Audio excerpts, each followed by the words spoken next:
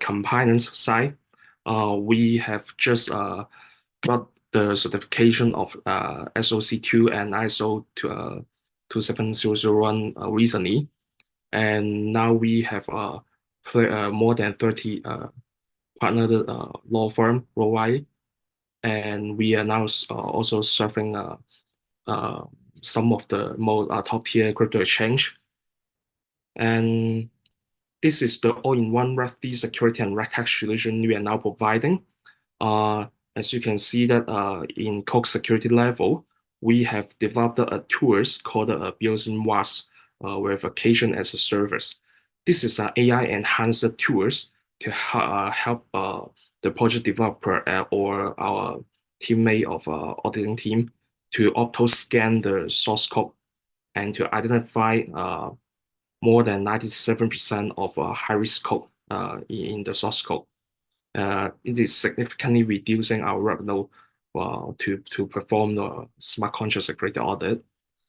And we also have developed two tools in the regulation technology side. The first is called the Beosin KYT, Know Your Transaction. This is an AML solution to help WSP create crypto exchange or OTC or custodian service provider to fulfill the regulatory requirement from the regulator. So it help to analyze and screen all the transaction and all the wallet address that in the crypto exchange and identify the high risk transaction. And we also have developed a tools called Beosin Trace, which is a crime investigation tools to help our law enforcement to investigate on-chain crime and to analyze the source of fund and to see the path of the fund, where is it go and where is it from. And here's some screenshot of our tools. Okay, as you can see, for the KYT, we give them a source a score, risk score, and for the trace, we demonstrate all the fund path. And we also offer some value-added service, as we have been in the industry more than 6 years. So we actually have growth very strong ecosystem, which consists of blockchain, media exchange, and VC. So we could provide like a marketing, partnership, or fundraising add-on service, which is for free to our client. And this is the milestone of our Beosin. And this slide has demonstrated the global security partner and client of Beosin. And I would like to point out that because our founders is from the university, so they are very focused in the education. As you can see that we have partnered many of the university in Southeast Asia and also East Asia to provide like something like courses or workshop or training to them. Okay, this is all my presentation. Thank you. All right, thank you, Alvin. Next, but not the last, Patrick. Patrick Hello. from Goplus. Yeah, introducing like Goplus as user security vision, please. Cool. Thank you, Danny. Hi, everyone. Very excited to be here as well because it's cool to see everyone up close and see what everyone's building. And unfortunately, also see that sometimes founders and people very deep into the space get hacked. Reminds me of my own journey. You know, I got hacked as well. I think it's not uncommon, and a lot of people in confidence, you know, have shared with me moments that they got hacked. So we should kind of break that taboo, I guess, right? To highlight that security, user security, like business security is just a general good topic. But yeah, my name is Patrick. I'm the marketing comms lead at Goplus. I'm going to try to keep a very short pitch for you guys. No screen, just go hard with my voice. I'm first going to talk about what we do, then talk about our growth, and then I'll give like a short overview of our API calls, which are actually very interesting for users who are interested in, in not getting wrecked. I think many users will understand seeing notifications in interaction at DEX tools or MetaMask, but there's ways to proactively check as well, which contracts are risky, especially now is kind of meme coin season, right? So a lot of people are taking more risks than they probably should. So what we do at Goplus is we provide tooling and security services for Web3, specifically in the domain of user security. Kind of like an antivirus in some sense, in the old school sense, just different because this is Web3, and also different because the user interacts directly with a protocol, whatever protocol that is, whether it's an NFT marketplace or a dApp. All this fundamental data consists of token data, NFT data, AML, anti-money laundering, phishing URLs, pardon me, and signature decoding. So our value prop is quite obvious.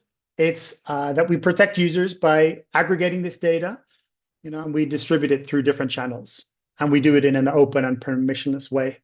The next step, what we're going to do is we're going to make it decentralized, verifiable. That's why we're building our own network. I'm not going to touch up too much on that because it's a bit complex, and I want to keep things as simple as possible. We launched in 2021. API calls have seen a very, very big increase from then, going from a few hundred to, at times nowadays, 20 million calls a day. We're trying to address user security in like this decentralized, user-focused fashion. That's our ethos, let's say. There's quite an exciting launch today, which I'll talk about in the end being 1 minute from now. We're integrated into major players in the field. CoinMarketCap, CoinGecko, DEXs use our data as well, Uniswap, SushiSwap, MetaMask, MetaMask Snap, OKX Wallet. And we've been adopted by the most honorable, the most authoritative leaders in the space. All of you guys, well, yeah, most of you guys, some of you guys, Blowfish, Webacy, KEKKAI, Harpio, Chain Tools, Scam Sniffer. Lastly, the APIs themselves. There's a token risk API that evaluates cryptocurrency risk, generally like the volatility, market behavior, potential security vulnerabilities. There's like contract specifications about ownership, LPs, denounced contracts. It speaks for itself that that's useful for everyone, right? For users, for devs, and platforms into mitigating risk. There's an NFT risk API, assesses risk profiles of NFTs, checks authenticity, market liquidity. Good for collectors, creators, NFT marketplaces. AML API, which is a hot topic, I guess, nowadays, right?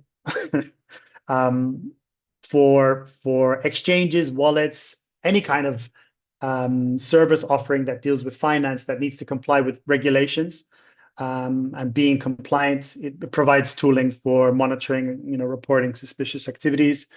dApp Security API, which offers real-time monitoring, threat detection, good for developers, and helps platform operators, prevent attacks before they get out of hand. Let's say approval contract API, that's kind of aligned to the token API I mentioned before. It manages and audits smart contract permissions, very crucial for devs. And then what I spoke about concerning the decentralized approach, now becoming decentralized first.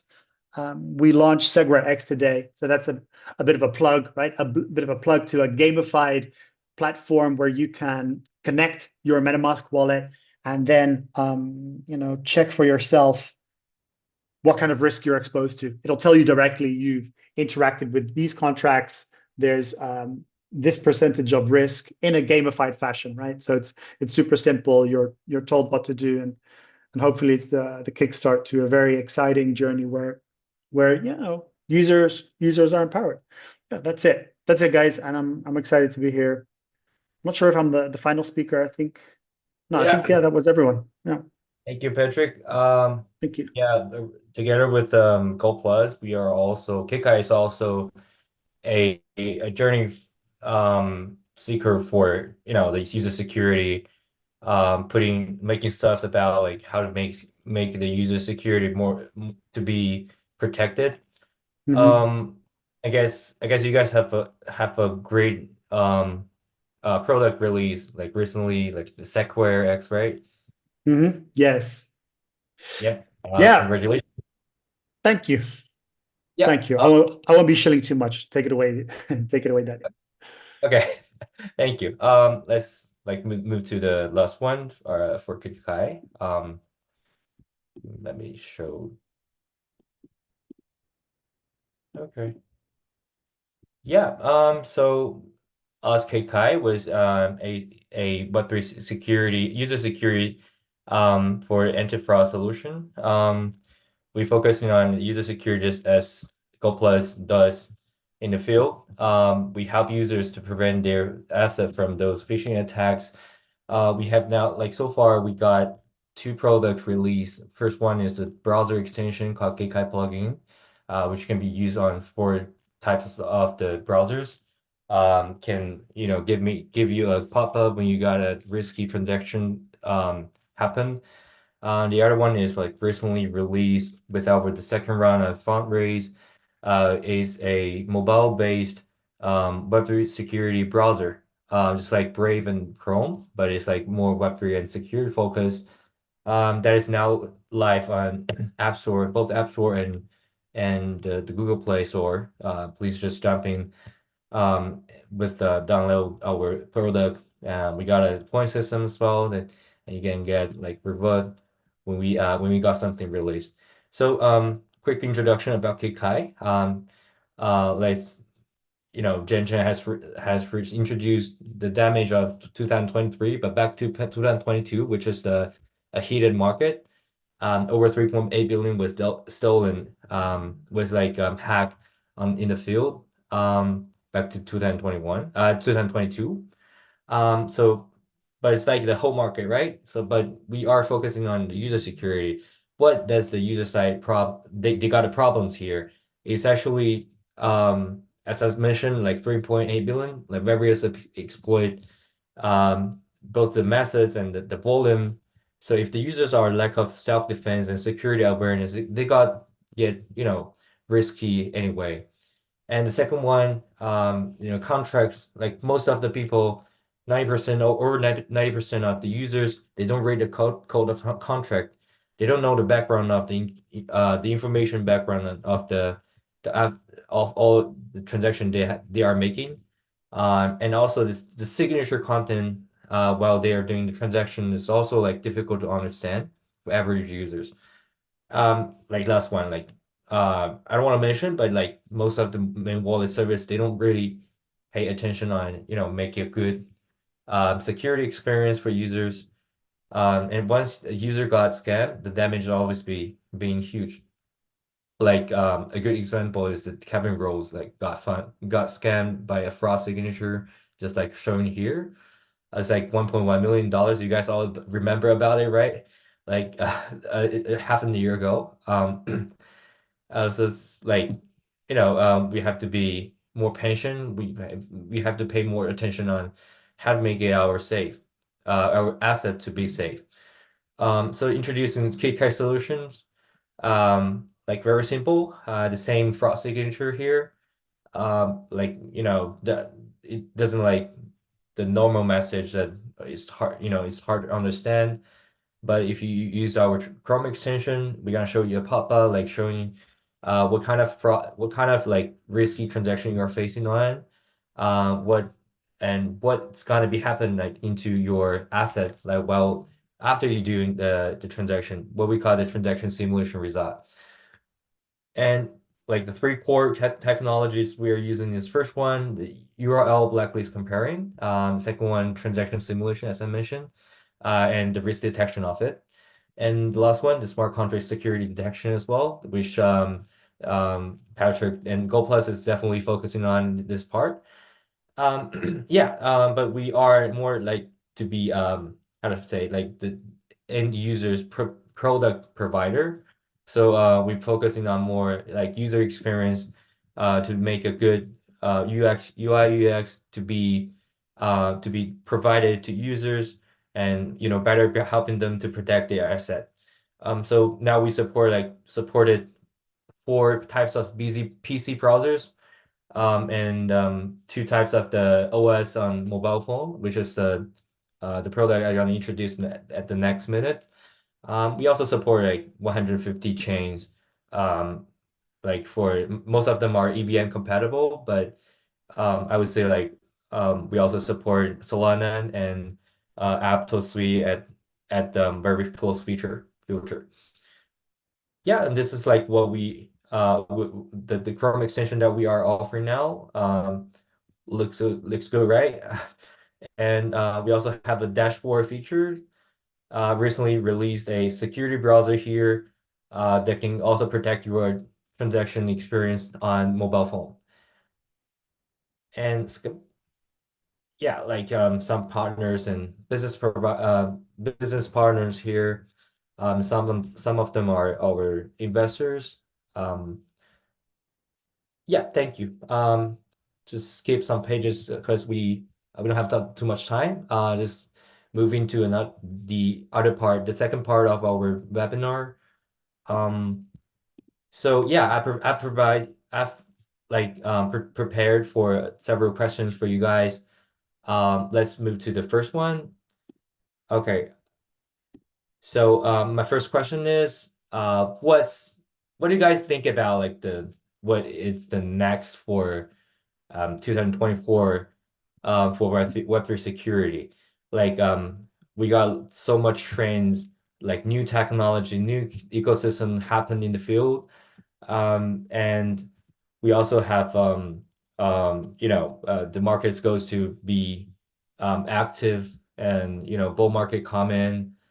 We all say like this year could be a good year for crypto ETF past. But what do we think about the Web3 security gonna be? Like, is there gonna be more hacking ways of, am I still speaking? Sorry. Okay, I gotcha. Is there going to be more hacking ways, methods? There's got to be more like trainers community. What do you think? Like it's gonna be for 2024, Patrick. Let's let's give you the first one. Cool. Thank you, Danny. I think it's no doubt, right? I think amongst people here or people listening that we're currently in a bull market trend, right? So there's exponentially more activity.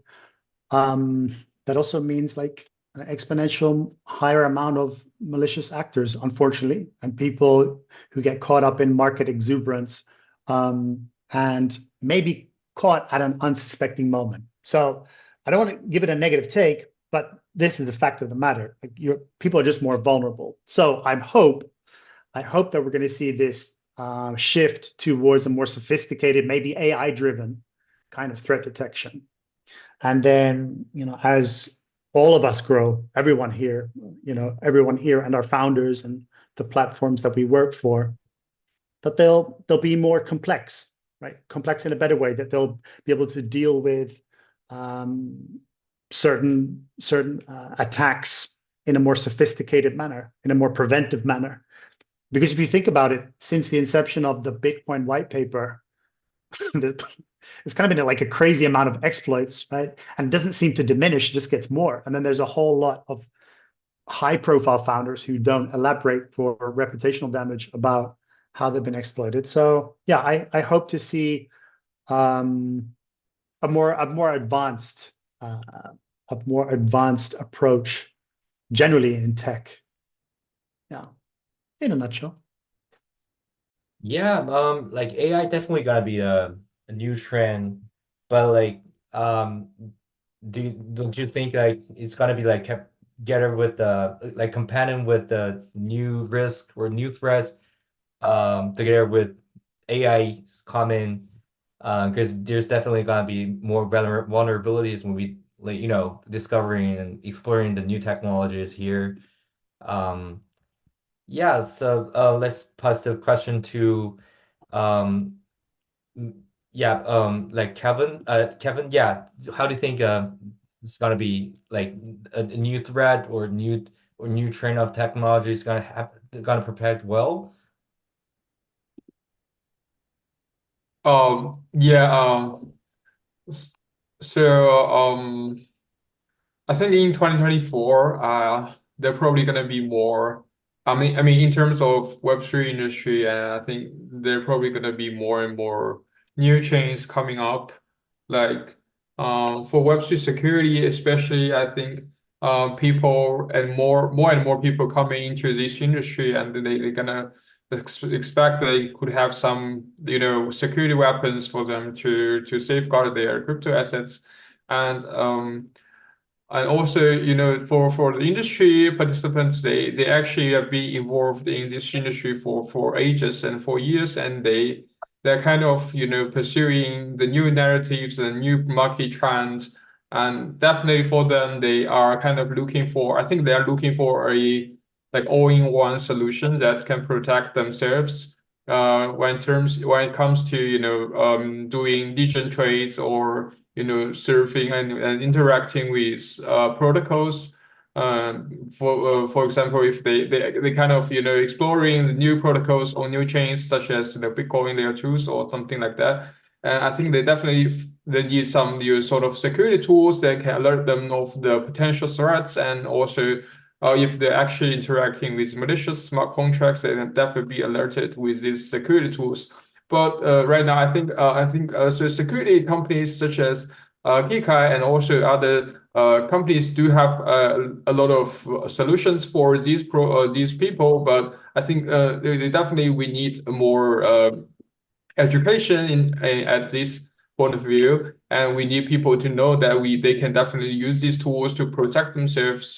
So in my point of view, I think the next call for Web3 security is in 2024, like is to have a sort of all-in-one solution that like people can use to that immediately to protect themselves in the dark forest of this Web3 industry. But for more the new technologies, definitely AI, and I think AI brings more productivity into the whole society, and definitely I think probably gonna be more and more hackers using AI to generate some sort of threats onto the potential Web3 industry and also other industries as well. So definitely bear in mind that you always keep your assets safe and keep your keys safe. Yeah, thank you. Thank you, Kevin. Yeah, when it goes to like for company and project side, what do you think about it? It's gonna be a new opportunity, or it's gonna be more threatened? Well, as the terms of the service for institutional customers. Like, what do you think, Alvin?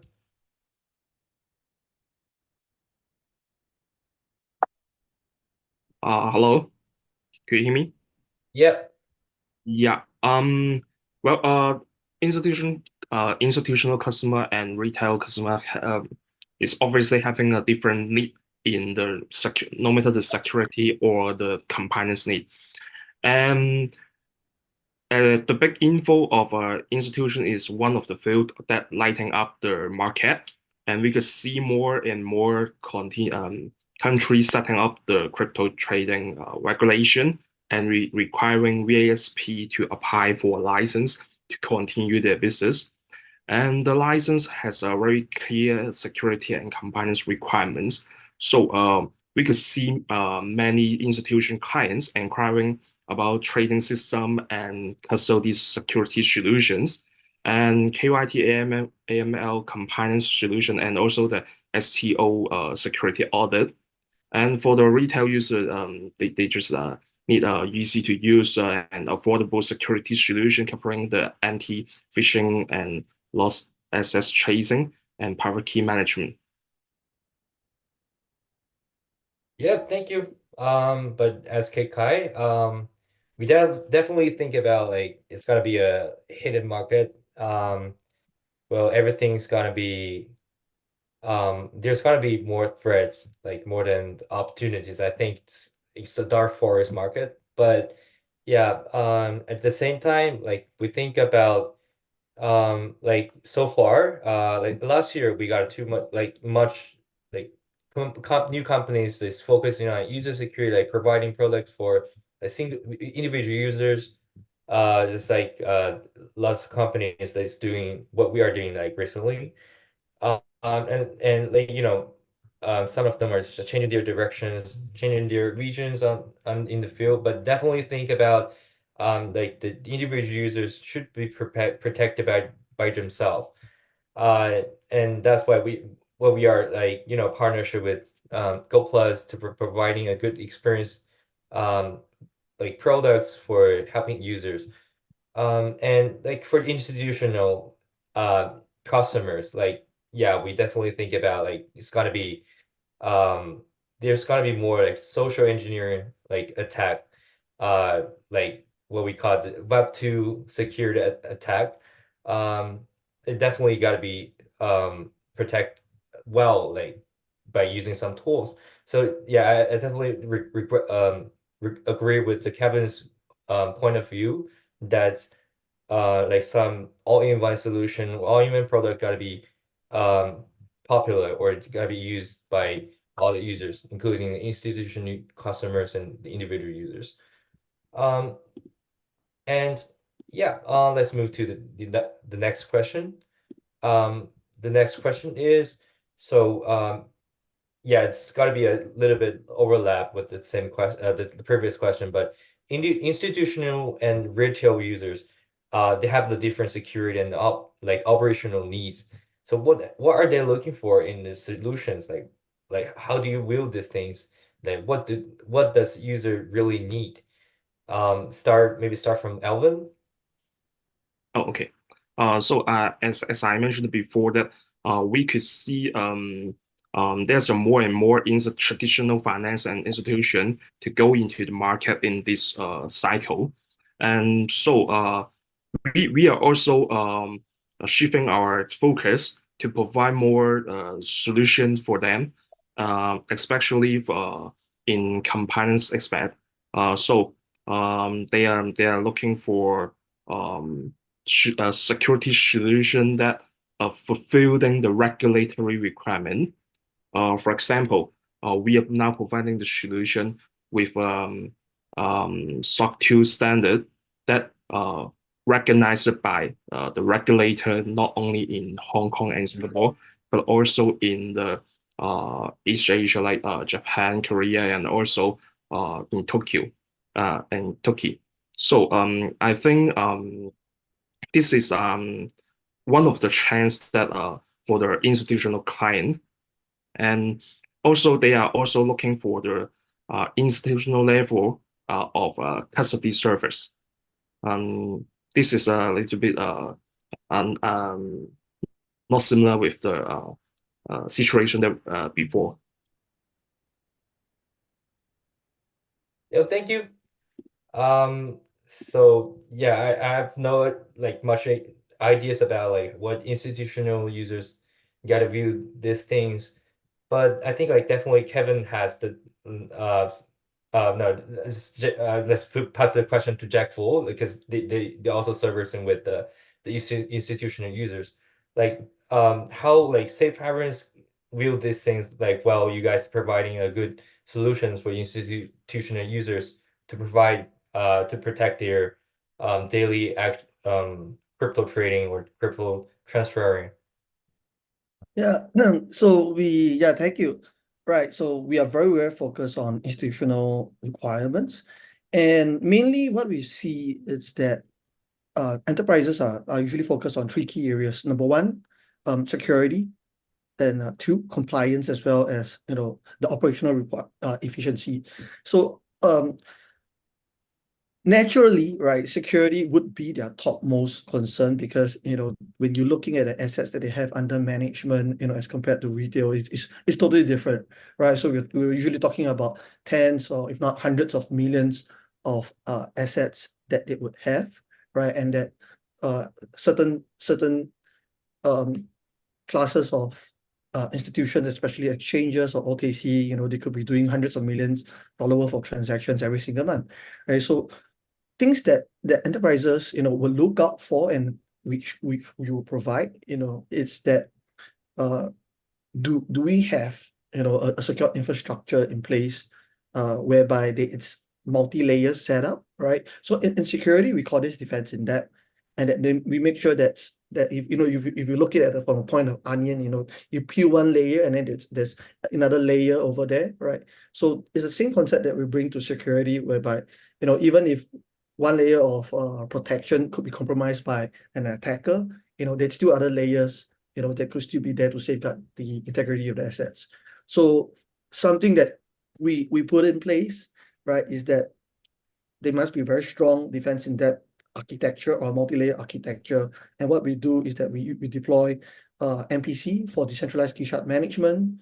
That is to mitigate the single point of failure on the private key, which is often the leading cause for most hacks, and loss of assets. Right, we put in place trusted execution environment for industrial grade encryption, and that the data are kept within a trusted environment, and even verifications of approval process that we put in place, right, to ensure that there's always governance, okay, and then that it's also a robust zero trust architecture.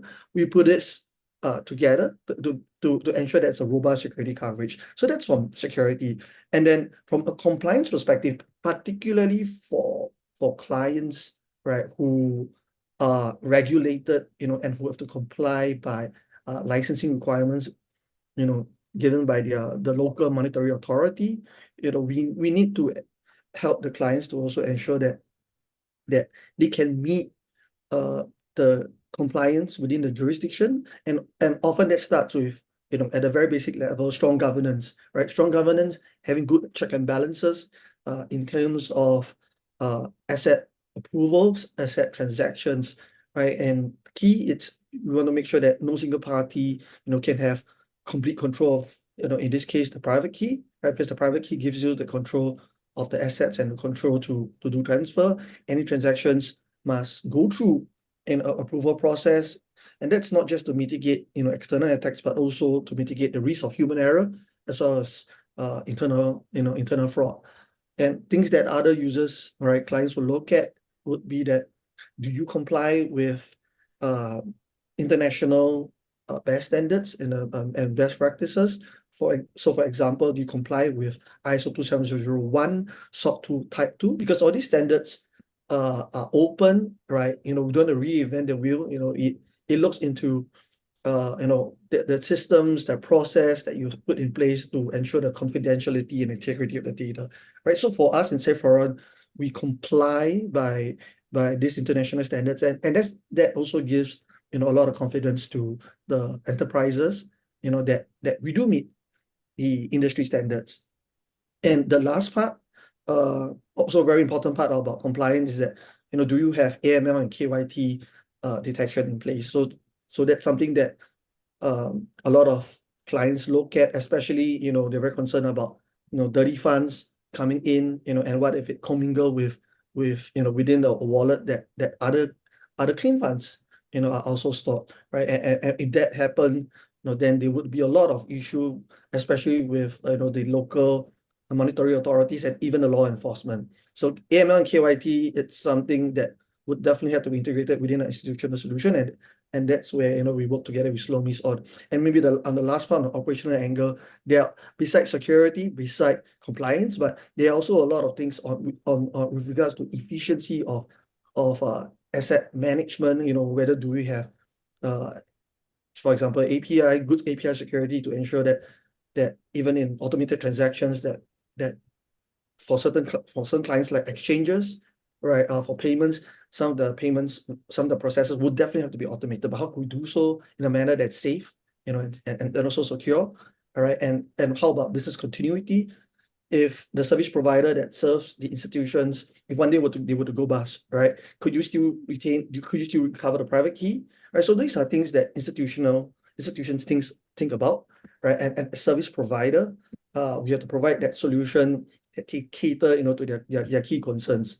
And maybe just one last point would be that in the market right now, we see that much of the solutions are very centered around just asset protection. So while that is very important, there's another aspect of security management that we have to think about. So that's threat response, right? Threat detection and threat response. So what do you do when you get hacked, and Is there a way where you can have a rapid response to quickly salvage your assets?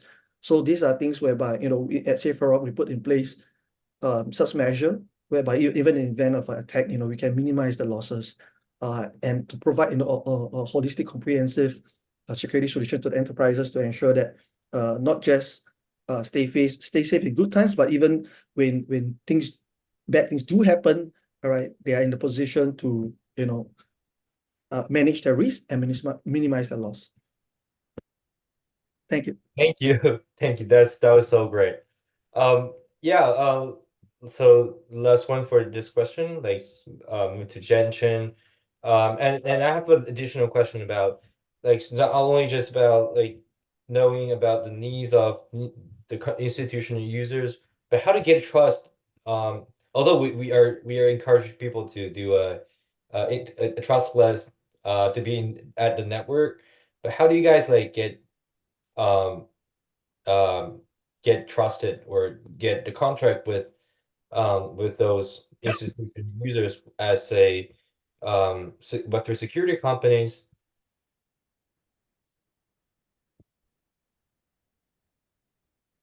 You want me to answer? Sorry, spacebar stopped working for a Gotcha. sec.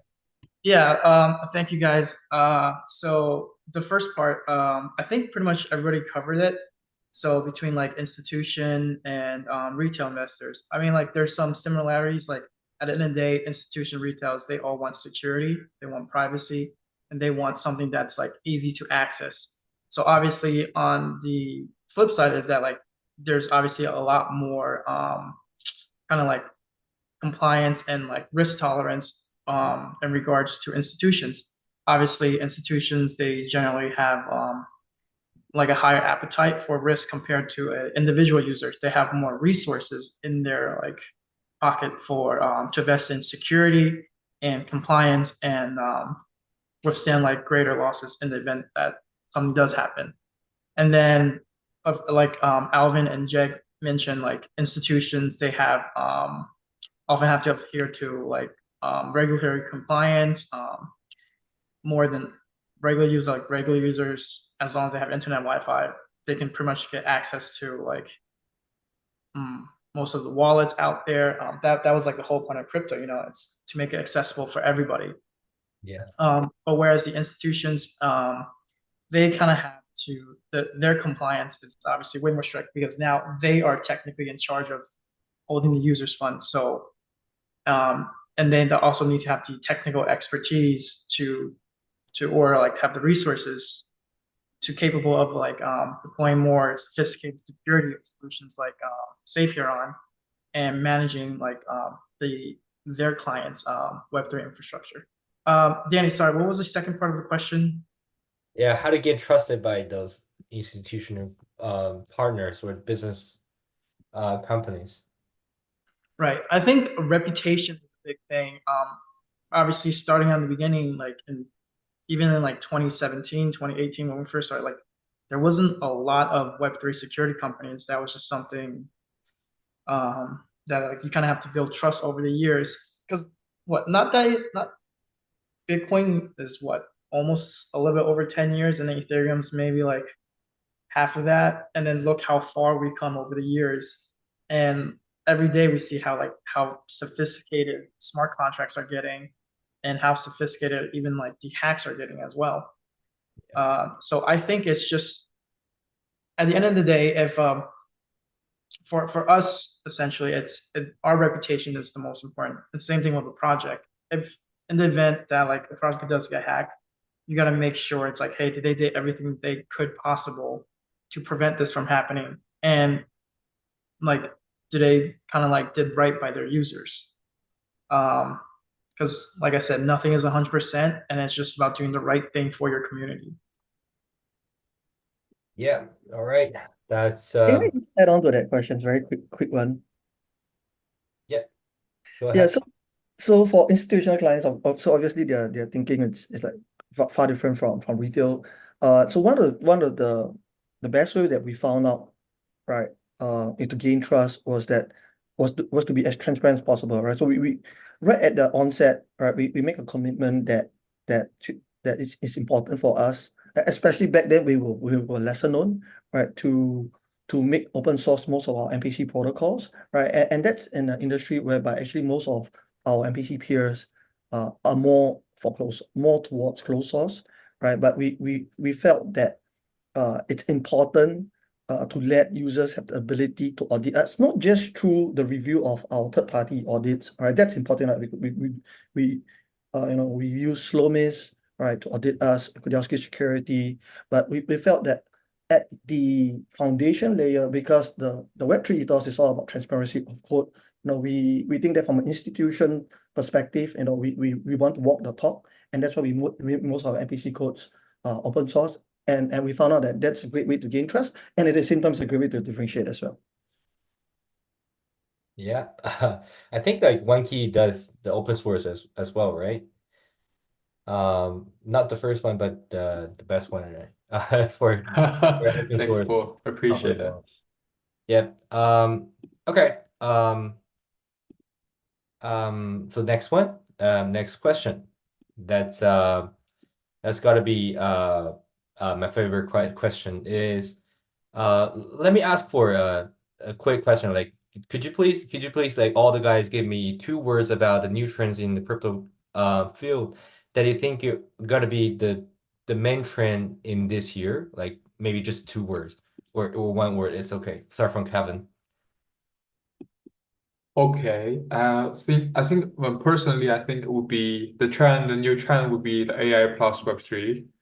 That's kind of my thought because so AI is quite centralized right now, and also crypto is using the decentralized force to push the innovations in own technology. So definitely from my side, I was looking forward to seeing like the combination of from both sides, from AI and Web3. Yeah, so for me it's AI plus Web3. Gotcha. Thank you.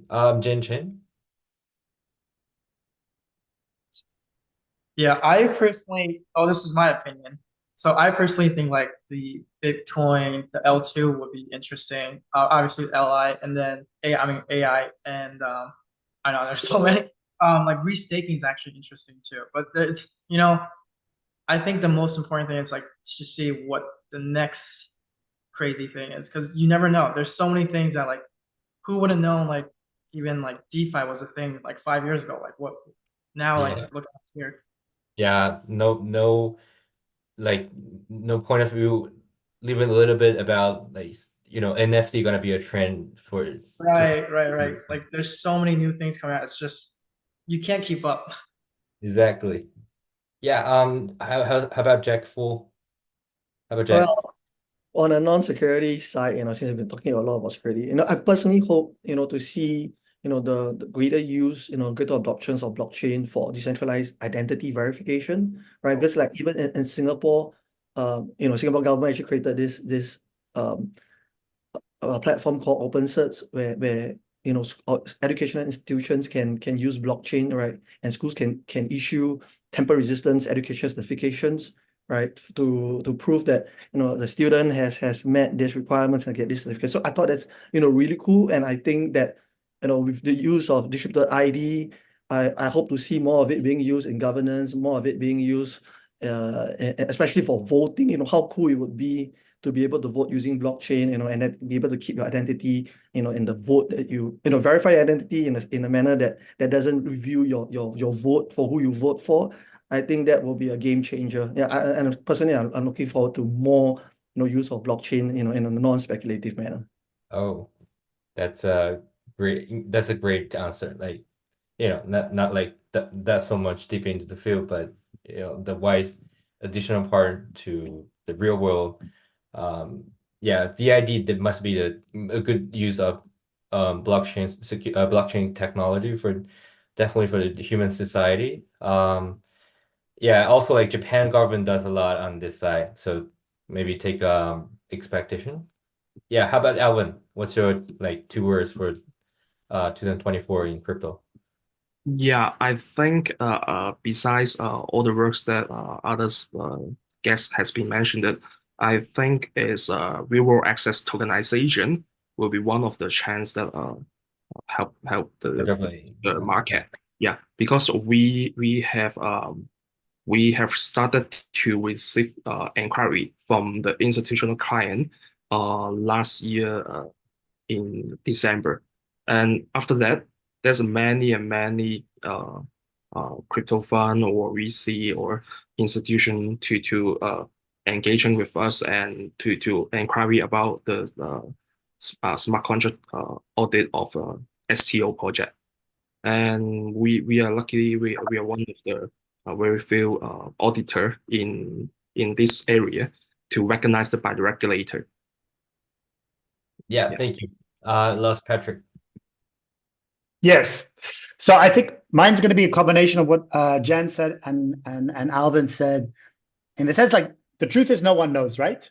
No one knows, because every time you think it's going to be DeFi Summer 2.0, and then it was meme season back then. Now memes are hyping again. But what I think is most important, what most of retail users globally, and especially in the West, they underestimate is that Asia leads the trend, right? So now, well, actually not now, or a year ago, they start talking about inscriptions being very hot, Yeah. Bitcoin layer 2 being very hot, and now kind of like, America's catching on and the West is catching on to that, saying, oh, that's actually very interesting.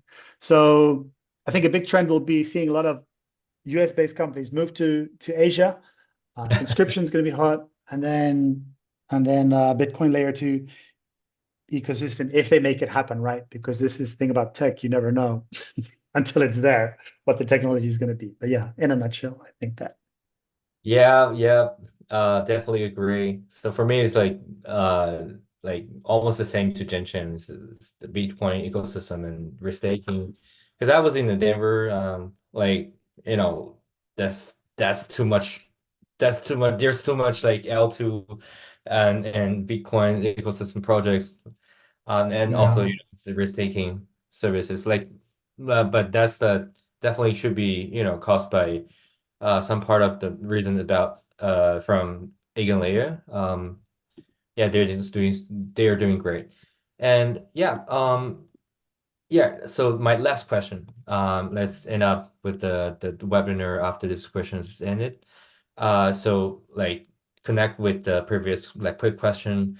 We have mentioned like a lot of trends. They might be not like too new to the field. But like new trend comes with new opportunities. And like with the rate, like with the those recent rises of ecosystem like risk taking and Bitcoin and other layer one. So what role I definitely want to ask is about like what we can do with those like new ecosystems when they are taking the train off the field. Um, so our firm is recently doing research about how the Bitcoin ecosystem security uh, got to be important, and how can we deal with those part, and how can we participate to help users. So what do you guys think about it? So start from Patrick, like. Yeah, and then specifically, like, what do I think? So how does the Web3 security play a role in those like new ecosystems or new technologies? Yeah, so I think, I got you. So I think it doesn't, right? That's a strong statement. I think it doesn't play a role, unfortunately, because everyone is so hyper-focused on creating superior tech, whether it's like L1 wars or just believing their own bias that they have the most fast, most scalable. Everyone's claiming to solve the blockchain trilemma.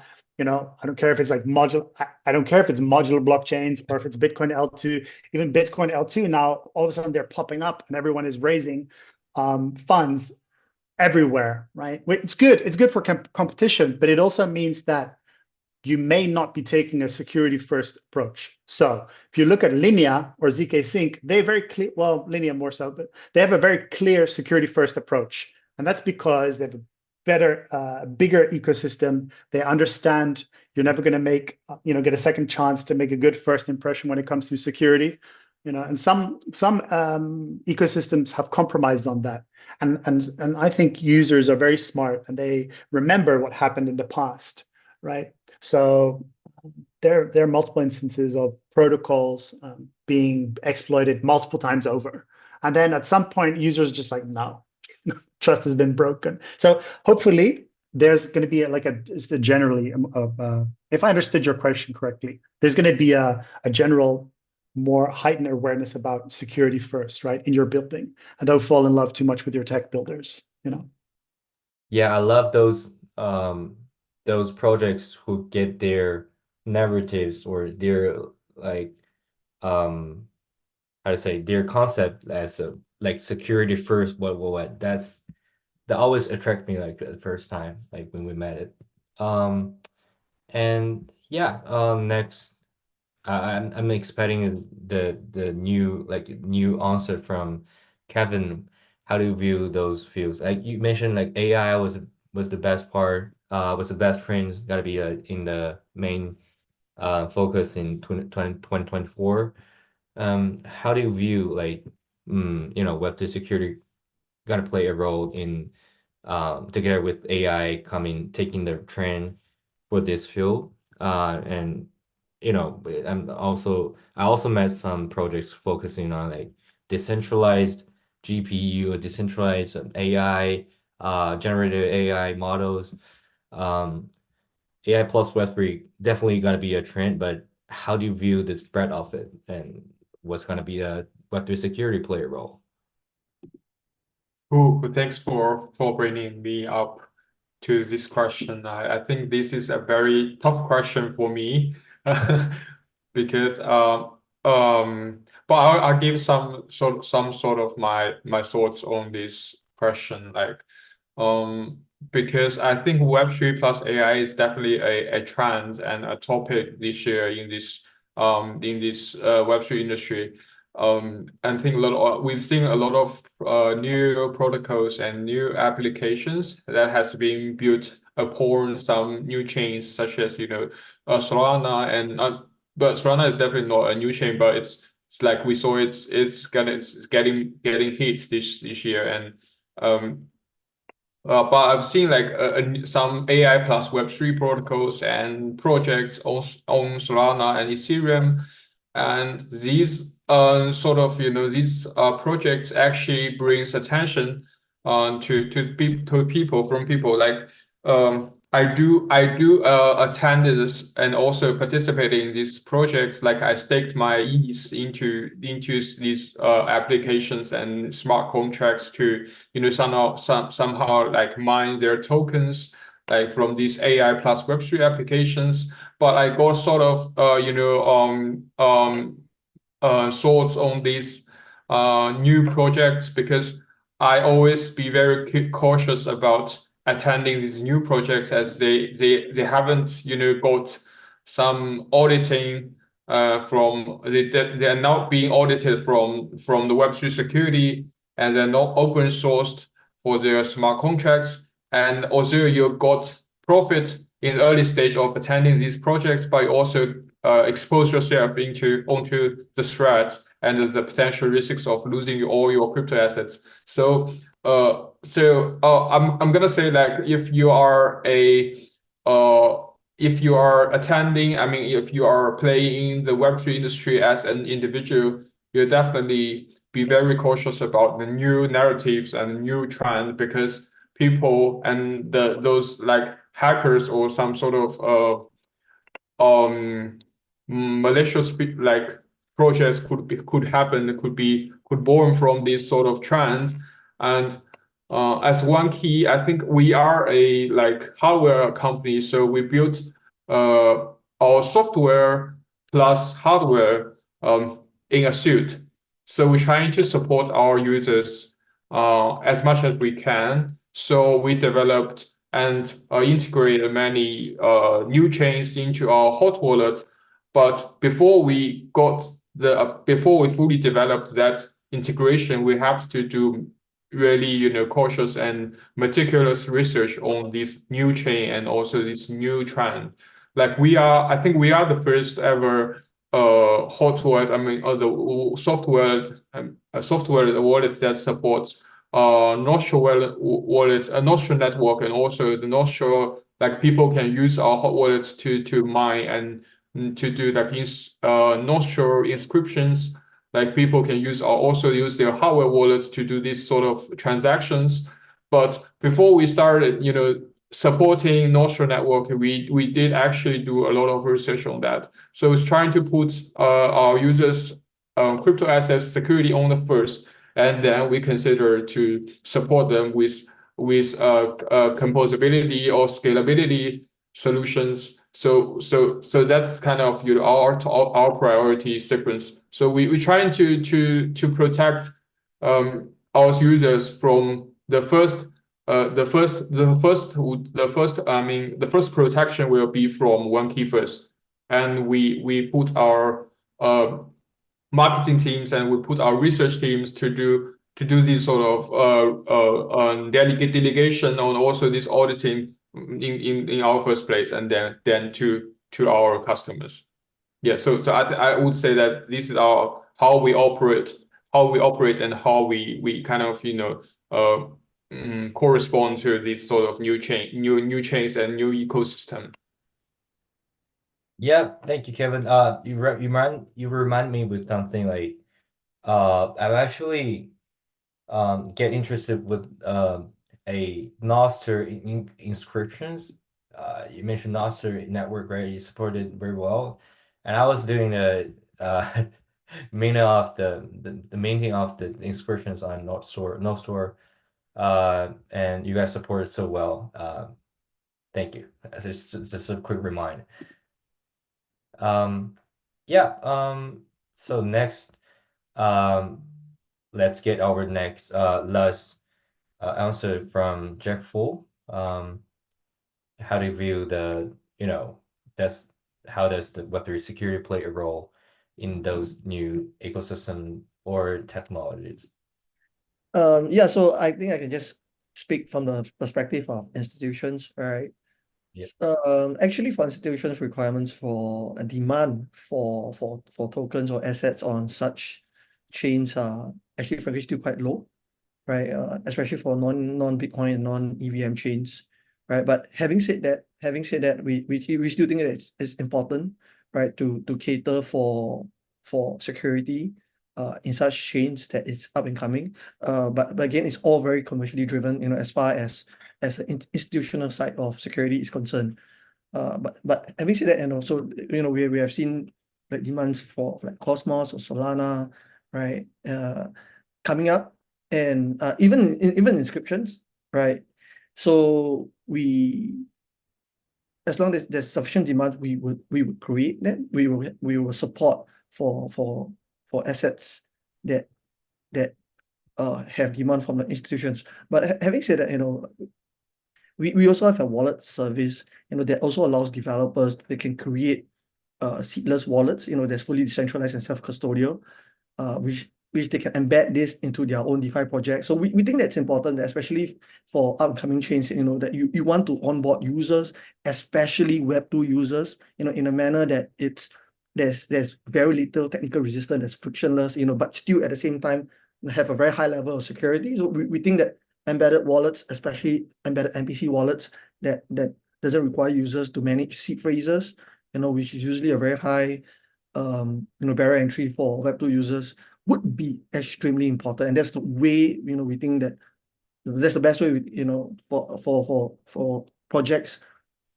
to look at, if they want to onboard as many users as possible. The key would always to be ensuring high level of security and a very good user experience.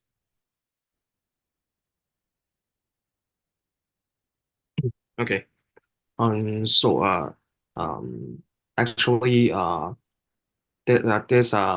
we have noticed that there's many innovative roll-up solution, especially all the guests, previous guests that I mentioned that there's so many Bitcoin layer 2 solution. as there's this roll-up solution may apply brand new technology stacks that have a potential exploit that haven't been identified. So we put a lot of people to do the research on this new technology stacks. And actually, we are currently talking with multiple layer 2 to about our study and what we found and what we are going for the audit methodology. So this is how we cater all this upcoming layer 2 solution. As you can see that around 80% of our employee is our R&D team. So we put a lot of resources to study all this innovative solution. Yeah, thank you, Alvin and Jack Fu. Thanks also the time for our webinar and spaces. Thank you everyone for coming and giving us such a great speech and answers. Thank you so much, and thank you for audiences like listening to us on both the YouTube live and in the Zoom. Let's end up with a quick introduction, introduction to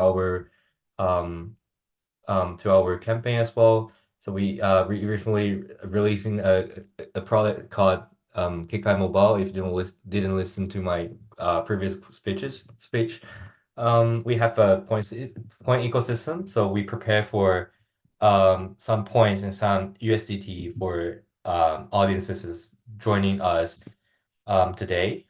So yeah, thank you all for participating in our Web3 Security Frontlines 2024 webinar. We hope you find the presentations, discussions as stimulating and informative as we did. Yeah, like last but not the least, thank you for your active participation and engagement. We hope you have a safe 2024 in Web3 life. Thank you. Thank you, Very guys. cool. Thank you. Thank you very much. Thank you for Danny. having us. Thank you, Thank you. guys. Nice to see everyone. Bye. Bye. Bye. Bye-bye.